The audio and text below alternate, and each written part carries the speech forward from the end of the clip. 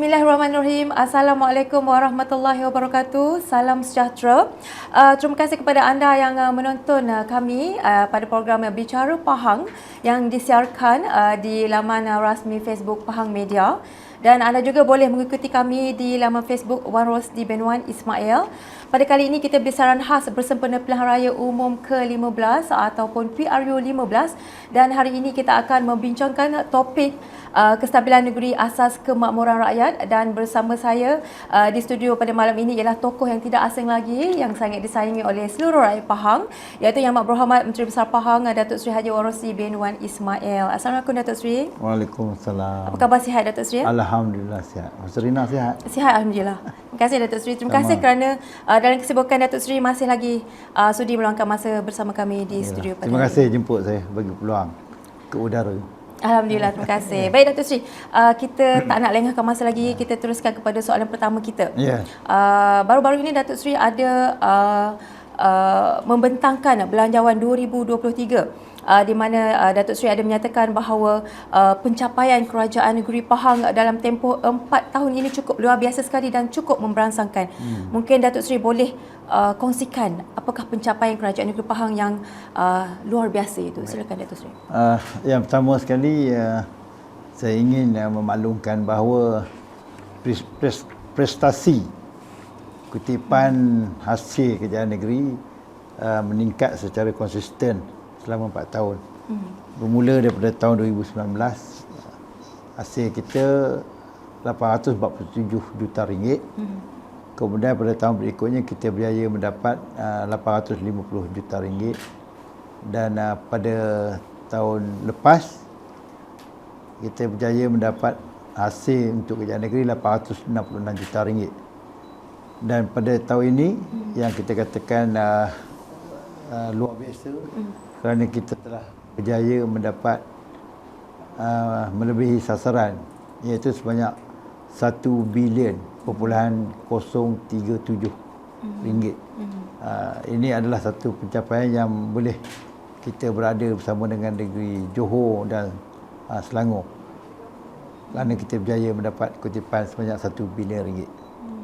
Dan dalam perkara lain, sebagai contohnya ialah kejayaan besar negeri kita ialah kerana kita berjaya mengurangkan hutang kerajaan negeri kepada kerajaan persekutuan, di mana hutang kerajaan negeri pada tahun 2018 sebanyak 3.3 bilion ringgit, dan pada tahun ini bulan 10 baru ni hutang kerajaan negeri cuma tinggal 952 juta ringgit saja.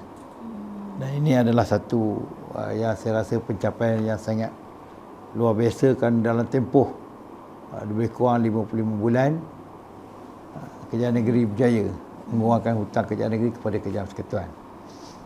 Pencapaian seterusnya yang saya anggap satu pencapaian yang agak baik ialah di mana kita berjaya menarik masuk pelaburan ke negeri Pahang. Sasaran kita pada tahun 2022 tahun ini ialah sebanyak 18 bilion saja. Tetapi kita telah berjaya mendapat menarik pelabur asing untuk datang ke Pahang berjumlah 20.5 bilion ringgit. Dan itu adalah antara 3 perkara yang kejayaan kita yang saya sebutkan tadi. Dan seterusnya ialah kita berjaya membuat penyaluran bantuan kepada rakyat negeri Pahang, di mana sebanyak lebih kurang 78 juta ringgit yang kita katakan dalam bentuk bantuan prihatin Pahang. Sebagai contohnya, kalau semasa COVID tempoh hari, kita bagi bantuan kepada mereka terkesan akibat COVID. Dan begitu juga kalau sekiranya ada bantuan-bantuan lain sekiranya ada berlaku bencana alam. Jadi ini adalah saya anggap satu perkara yang sangat menarik, dan rakyat dapat merasakan apa yang telah kerajaan negeri bagi kepada mereka, ekoran kedudukan kewangan kita yang bertambah baik daripada semasa ke semasa. Dan bantuan-bantuan yang diberikan itu juga membuktikan bahawa kerajaan negeri Pahang tidak meminggirkanlah aspek-aspek kebajikan. Dan bila kita sentuh tentang aspek kebajikan ni, boleh dikatakan negeri Pahang sememangnya sangat menitik beratkan dengan memperuntukkan jumlah yang besar dan juga melaksanakan inisiatif-inisiatif yang melibatkan kebajikan pada rakyatnya. Jadi mungkin Datuk Seri boleh kongsikan dengan kita pada malam ini, apakah bentuk-bentuk kebajikan yang telah dilaksanakan oleh Kerajaan Negeri Pahang kepada rakyat? Bantuan daripada Kerajaan Negeri Pahang kepada rakyat ni kita boleh istilahkan daripada bayi yang dilahirkan sehinggalah yang meninggal akibat COVID. Kerajaan negeri bagi bantuan.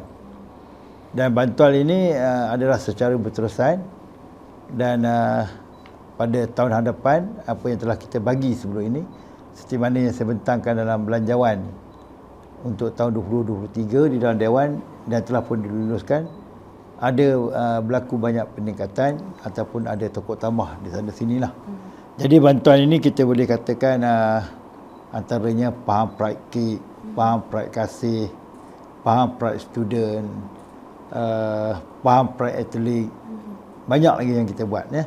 Tapi di sini saya nak bagi tahu sebagai contohnya, kalau sekiranya ada ibu-ibu yang melahirkan bayi mereka di bumi Pahang, Kerajaan negeri akan memberi peruntukan sebanyak RM200. Tetapi untuk tahun depan kita naikkan kepada RM300. Begitu juga dengan bantuan-bantuan seperti perumahan sebagai contohnya, di mana kita sampai ke satu peringkat yang kita bagi bantuan rumah rakyat Pahang secara percuma kepada mereka yang layak. Dan ini sentiasa berlaku peningkatan atau pertambahan unit rumah lah. Ianya bermula dengan 2 buah rumah setiap wakil rakyat di kawasannya. Di kawasan yang diwakili oleh wakil rakyat, kita memberikan mereka 2 buah rumah. Kemudian kita naikkan sehingga 4 buah rumah. Tahun ini 6 buah rumah. Tahun hadapan kita naikkan kepada 8 buah rumah. Rumah ini bernilai RM75,000 untuk tahun depan. Dan kita berikan secara percuma kepada rakyat Pahang yang benar-benar memerlukan rumah. Di samping itu juga kita daripada segi aspek perumahan ini memang Kerajaan negeri beri perhatian khusus kerana kita tahu untuk memiliki rumah adalah satu idaman bagi semua orang kan. Jadi kita bermula dulu dengan Prima Pahang harga RM150,000, diskaun 10% untuk pejabat awam. Kita dapati masih ramai lagi yang tidak mampu. Kita buat polisi untuk rumah makmur berharga RM80,000 dan juga ada juga di kalangan rakyat negeri Pahang yang tidak mampu. Akhirnya kita telah membuat satu dasar untuk memberi rumah rakyat Pahang secara percuma kepada mereka yang benar-benar layak. Di samping itu juga sebagai tambah baik, kita juga telah memperkenalkan rumah mesra Pahang, di mana Kerajaan negeri akan memberi subsidi sebanyak 20% kepada mereka yang layak untuk memiliki rumah rakyat. Untuk memiliki rumah mesra Pahang kita panggil. Ini adalah satu perkara baru yang saya bawa ke sidang Dewan Undangan Negeri baru-baru ni di dalam pembentangan bajet saya. Jadi dengan kata lain boleh dikatakan semua rakyat Pahang sama ada secara langsung atau tidak langsung akan dapat menikmati atau bantuan daripada Kerajaan Negeri Pahang, terutama sekali daripada segi aspek pendidikan sebagai contohnya. Seawal persekolahan darjah 1, Kerajaan Negeri Pahang pun ada memberi sedikit peruntukan sehinggalah mereka masuk ke institusi pengajian tinggi awam. Kalau membuat diploma kadarnya RM600. Kalau buat degree kadarnya semakin meningkatlah sehingga ke tahap PhD. Jadi ini adalah di antara aspek kebajikan yang Kerajaan negeri bagi kepada rakyat negeri Pahang. Okey, tadi Datuk Seri ada menyebut tentang pelaburan. Dari aspek ekonomi, daripada aspek ekonomi di negeri Pahang ini, tadi Datuk Seri ada menyebut tentang pelaburan sebanyak RM20.6 bilion. Jadi bagaimana Datuk Seri melihat perkembangan ini dalam tempoh mungkin antara 5 hingga ke 10 tahun akan datang di negeri Pahang, Datuk Seri? Saya lihat insya-Allah akan berlaku perkembangan. Dalam ekonomi ini kita mesti melihat kepada adanya perkembangan dan kita tidak mahu berlakunya pengucupan ekonomi. Sebab itu bagi saya ekonomi ini kena terus berkembang, maju, ramai yang datang melabur dan akan mewujudkan peluang pekerjaan, dan ini akan sedikit sebanyak akan memakmurkan negeri kita. Bagi tujuan supaya ekonomi ini akan terus berkembang terus, Kerajaan negeri telah menubuhkan beberapa state GLC yang kita fikir boleh membantu untuk mempercepatkan atau mengembangkan lagi ekonomi Negeri Pahang. Antaranya ialah kita menubuhkan Pahang Corporation. Ianya berperanan untuk mengkaji cadangan pelaburan dan aspek pulangan dan risiko yang harus ditempuhi sekiranya ada berlaku permohonan daripada mana-mana pihak yang ingin memulakan perniagaan atau melabur di Negeri Pahang. Di samping itu juga kita telah minta supaya state GSC yang telah ataupun berjaya mendapat keuntungan supaya mereka dapat sumbangkan balik kepada kerajaan negeri supaya kerajaan negeri boleh bantu pula rakyat dalam Negeri Pahang. Dengan kata lain, kalau sekiranya mereka ada mencipta keuntungan, mereka kena kontribut sikit kepada kerajaan negeri. Selain daripada itu, untuk memastikan negeri kita tidak kehilangan hasil, kerajaan negeri juga telah menubuhkan satu kumpulan elit yang kita panggil unit penguatkuasaan. Dan mereka ini akan memantau di pelosok daerah di Negeri Pahang untuk memastikan tidak adanya berlaku penerokaan secara haram, sama ada melombong ke, membalak ke, dan lain-lain aktiviti yang boleh merugikan kerajaan negeri. Dan untuk jangka masa panjang, kerajaan negeri telah pun membuat permohonan supaya Kerajaan Persekutuan dapat membantu kerajaan negeri untuk mewujudkan lapangan terbang antarabangsa di Kuantan, dan ini pun telah pun diluluskan. Jadi cadangan pembangunan lapangan terbang antarabangsa ini nilainya lebih kurang 2 bilion ringgit. Jadi saya percaya dengan adanya pembangunan lapangan terbang ini, apabila siap nanti akan menarik lebih banyak pelaburan, dan dalam masa yang sama kita boleh menarik ramai orang datang ke Pahang. Kalau sekarang ni kita tidak ada lapangan terbang antarabangsa yang ada seperti di Pulau Pinang, di Johor dan juga di KLIA. Jadi itu adalah antara perkara-perkara pokok yang saya fikir boleh menjana dan memperkembangkan ekonomi di negeri kita. Selain daripada itu, kita semua sedia maklum bahawa ECRL yang sekarang sedang giat dilaksanakan, dijangka siap pada tahun 2026 juga akan membantu untuk speed up kita punya ekonomi di Negeri Pahang. Baik, Dato' Seri. Selain daripada aspek ekonomi, terdapat jugalah isu-isu seperti isu air di Negeri Pahang ni. Dan saya percaya pelbagai usaha telah dilakukan oleh Kerajaan Pahang untuk mengatasi isu air ini. Jadi mungkin Dato' Seri boleh jelaskan di sini, apakah langkah-langkah yang telah dilaksanakan oleh Kerajaan Negeri Pahang bagi mengatasi isu masalah air ini? Isu air ini memang satu perkara yang tidak saya nafikan lah. Dan kerajaan negeri telah pun mengambil tindakan yang sewajarnya. Yang pertama sekali, saya telah komited di dalam Dewan, iaitu masalah air di Negeri Pahang ni insyaAllah akan dapat diselesaikan sekurang-kurangnya 90% dalam masa 5 tahun. Jadi saya juga telah berbincang dengan pengurusan air Pahang Berhad, iaitu di mana pertama kalinya kerajaan negeri telah melakukan transformasi besar-besaran, iaitu sejak tahun 2019 bagi mengurangkan ketirisan dan meningkatkan jualan dan kutipan, serta menambah baik proses perolehan dan pengurusan aset, serta memperkukuhkan lagi tabik urus kewangan. Dan alhamdulillah setakat ini segala yang dirancangkan saya kira dalam pelaksanaan yang sangat baik bagi tujuan kita untuk memperkukuhkan semula pengurusan air Pahang ini. Dan yang keduanya ialah kita juga menyediakan peruntukan berjumlah 2.3 bilion ringgit bagi melaksanakan 217 projek dalam tempoh 5 tahun, di mana peruntukan ini kita perolehi daripada pelbagai sumber seperti kerajaan negeri, Kementerian Pembangunan Luar Bandar, Kementerian Alam Sekitar serta Perbadanan Aset Air Berhad. Sehingga kini untuk makluman semua sebanyak 62 projek telah pun siap, 52 projek dalam pembinaan dan 103 projek lagi dalam fasa pra-pembinaan.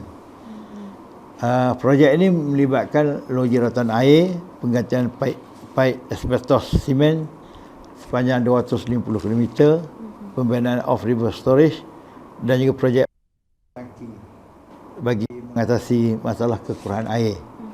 Selain itu, saya sendiri telah pun turun padang dan telah pun pergi ke setiap daerah untuk mengadakan perbincangan dengan pengurusan PAIK di daerah dan juga pemimpin masyarakat bagi mencari jalan bagaimana untuk kita mengatasi masalah air ini.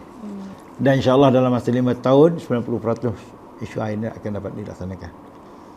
Baik Datuk Seri, kita tahu di negeri Pahang ni orang asli, masyarakat orang asli di negeri Pahang ni melebihi 89,000 orang. Yeah. Kiranya antara yang tertinggi di semenanjung Malaysia. Dan di dalam pentadbiran Datuk Seri sendiri, antara yang turut diperhatikan ni adalah golongan masyarakat orang asli ini. Jadi mungkin boleh dikatakan Pahang merupakan antara negeri yang paling ke depan dalam memperjuangkan nasib orang asli ini. Datuk Seri, mungkin Datuk Seri boleh ceritakan apakah usaha-usaha dalam memartabatkan masyarakat orang asli ini, Datuk Seri? Memang kita akui bahawa masyarakat orang asli di negeri Pahang ni adalah yang paling ramai berbanding dengan negeri-negeri lain di semenanjung Malaysia. Dan kita juga kena akui bahawa mereka ini masih lagi tertinggal berbanding dengan kaum-kaum lain. Oleh sebab itulah saya telah mengambil pendekatan untuk menubuhkan orang asli corporation ataupun ORACO dengan tujuan untuk mempercepatkan lagi pembangunan sosio-ekonomi orang-orang asli di negeri Pahang ini. Dan alhamdulillah setakat ini saya nampak ORACO ni telah memainkan peranannya, telah mengenal pasti beberapa lokasi, sebagai contohnya di mana tanah pemilikan orang asli ada yang tidak dibangunkan, ada yang dibangunkan tetapi tidak mencapai tahap yang kita kenaki, dan ORACO akan membantu untuk memberi supaya tanah-tanah tersebut dapat dibangunkan. Di samping itu juga di dalam pentadbiran saya sendiri pun saya ada melantik pegawai khas untuk menjaga haiwan asli dan lain-lain, di mana kita juga memberi pengiktirafan kepada orang asli di Pahang ni, di mana ahli parlimen Kemahiran sebagai contohnya adalah di kalangan masyarakat orang asli. Di samping itu juga kita melantik senator daripada kalangan orang asli juga, iaitu Senator Datuk Haji Sitin, dan saya percaya mereka berdua ni akan dapat membantu menyuarakan pandangan, pendapat dan apa jua ikhtiar untuk kita mempertingkatkan taraf hidup ataupun sosioekonomi di kalangan masyarakat orang asli. Selain daripada itu juga Ketua Pengarah JAPUA sendiri terdiri daripada kaum orang asli, dan saya sendiri sebenarnya memberi perhatian khusus untuk masyarakat orang asli lah, terutamanya daripada segi pendidikan. Sebagai contohnya di kawasan saya dulu tidak ada sekolah menengah pun untuk masyarakat orang asli. Saya telah minta permohonan daripada Kerajaan Persekutuan. Alhamdulillah telah berjaya mendapat kes 9. Itu maknanya sampai ke tingkatan 3. Dan baru-baru ini saya dimaklumkan bahawa telah pada dasarnya telah diluluskan untuk pelajar orang asli ini untuk belajar sampai ke tingkatan 5. Di mana mereka tidak perlu pergi ke tempat lain. Sebagai contohnya apabila mereka menamatkan pengajian sekolah rendah, mereka terpaksa pergi ke Kuala Lipis, ke Koyan, ke Rauk dan sebagainya. Tetapi dengan adanya sebuah sekolah menengah, masyarakat orang asli ini akan boleh mengantar anak-anak mereka ke sekolah yang berhampiran dengan kampung-kampung mereka. Dan ini sekaligus juga boleh mengurangkan kadar kececeran di kalangan masyarakat orang asli, kerana saya dapati kadar kececeran di kalangan mereka agak tinggi. Ini disebabkan mungkin jarak yang begitu jauh dan ada di antara pelajar itu yang enggan pergi ke sekolah. Jadi apabila adanya sekolah menengah ini, saya percaya masalah ini akan dapat kita kurangkan. Baiklah Datuk Seri, sebelum kita teruskan kepada soalan seterusnya, kita berehat seketika untuk menyaksikan video yang telah disediakan. Silakan.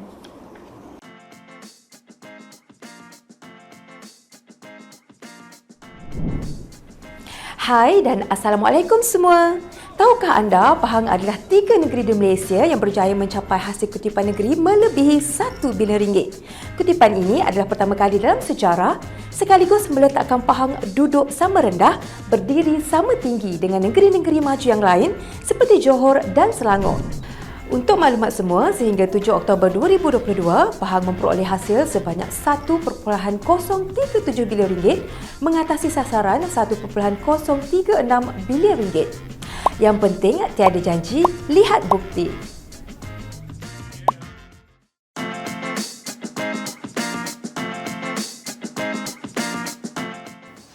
Hai, Assalamualaikum. Bersama saya Jannah Kamal Zaman. Bermula pada tahun 2020, sebanyak RM200 diberikan kepada pasangan baru berkahwin, tetapi telah dinaikkan kepada RM250 mulai tahun ini. Malah menerusi Belanjawan 2023, insentif ini akan diluaskan juga pada golongan orang asli, di mana setiap pasangan pengantin baru akan menerima sagu hati sebanyak RM300. Insentif ini memberi manfaat kepada hampir 14,000 pasangan dan kos keseluruhan dianggarkan sebanyak RM2.8 juta. Perkahwinan ini mestilah didaftarkan di negeri Pahang dengan kebenaran Pejabat Agama Islam Daerah. Untuk maklumat lanjut dan permohonan insentif ini boleh layari emunakahat.pahang.gov.my. Yang paling penting, tiada janji, lihat bukti. Kembali bersama kami di Bicara Pahang bersama Yang Amat Berhormat Menteri Besar Pahang Datuk Seri Haji Warusi bin Wan Ismail. Baiklah, Datuk Seri sebagai Pengerusi Barisan Nasional BN Negeri Pahang, pastinya banyak perancangan ataupun agenda yang telah direncanakan oleh Datuk Seri untuk kelangsungan parti keramat ini di bumi Pahang. Dan kini di penghujung kempen di minggu-minggu terakhir ni, Datuk Seri, bagaimana pandangan Datuk Seri tentang penerimaan pengundi terhadap BN, terutamanya pengundi muda dan pengundi 18, Datuk Seri? Pertama sekali saya ingin maklumkan bahawa sebagai sebuah parti politik yang telah diberi mandat pada PRU ke-14, seharusnya menjalankan tugas dan tanggungjawab yang rakyat dapat lihat bahawa kerajaan yang dipilih oleh mereka itu mampu melaksanakan tugas untuk membantu rakyat khususnya dan lain-lain. Dan begitu juga dari segi untuk meningkatkan ekonomi. Oleh sebab itulah ketika saya mula-mula mengambil alih tampuk pemerintahan kerajaan negeri, saya telah memulakan langkah untuk melakukan perkara-perkara yang saya fikirkan boleh mendekatkan kerajaan yang ada pada hari ini dengan rakyat, dan rakyat akan dapat merasakan kewujudan kerajaan ini. Saya berfikiran begini kerana suatu hari nanti dalam tempoh 4 ke 5 tahun, pastinya kerajaan yang ada pada hari ini akan menghadapi semula rakyat. Dan sudah tentulah kerajaan akan mempersembahkan dalam tempoh tersebut apa yang telah kerajaan buat untuk rakyat menilai semula. Kerana rakyat sekarang ini bijak, cerdik untuk memilih wakil mereka, dan kalau sekiranya mereka melihat kerajaan yang ada ini tidak nampak prestasinya baik ataupun tidak dapat dilihat baik, mungkin kepercayaan rakyat itu akan terhakis. Jadi kita di Pahang ini kita telah buat yang sehabis baiklah untuk rakyat dapat menilai, kerana saya lebih gemar untuk melihat bahawa kewujudan kita ini adalah relevan dengan rakyat. Sebab itu kalau sekiranya berlaku apa-apa bencana alam, banjir dan sebagainya, kerajaan negeri Pahang yang dipilih oleh rakyat pada PRU ke-14 dahulu nampak kelihatan terawal datang memberi sumbangan atau bantuan kepada mereka yang terjejas akibat banjir ataupun bencana alam yang lain. Itu yang pertama. Dan saya juga dapat melihat bahawa apa jua yang kita buat ini, biarlah rakyat dapat melihat dan menengok adakah ianya mendatangkan kebaikan dan adakah ianya menguntungkan rakyat. Sebab itulah saya telah buat sehabis baik supaya rekod ataupun pencapaian prestasi kerajaan negeri ini selama 54 bulan, 55 bulan dapat dirasakan oleh rakyat. Dan ini adalah penting kerana apabila sampai masanya nanti, rakyat akan fikir balik apakah kerajaan yang ada ini sudah pun menjalankan tugas dan tanggungjawabnya.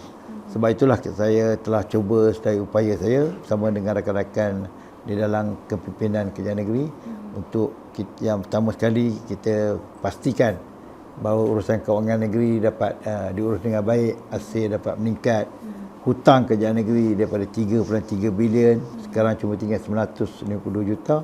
Itu juga akan kita maklumkan kepada rakyat supaya mereka dapat menilai bahawa kita dah buat kerja kita dengan sehabis baik.